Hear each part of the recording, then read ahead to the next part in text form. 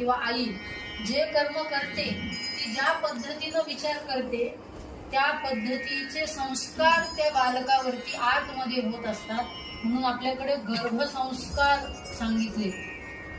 त्या गर्भसंस्कारामध्ये काय काय करावं, काय करू नये, डोहाळे जेवण म्हणजे काय, हे कशासाठी करावे, डोहाळे त्या स्त्रीचे का पुरवावे, वास्तविक डोहाळे स्त्रीचे नसतात. हे सगळ्यांनी खूप महत्वाचं वाक्य आणि हे लक्षात ठेवलं पाहिजे. डोहाळे स्त्रीचे नसतात. डोहाळे आत गर्भात जो वाढणारा जीव आहे त्याचे डोहाळे आपण पुरवतो.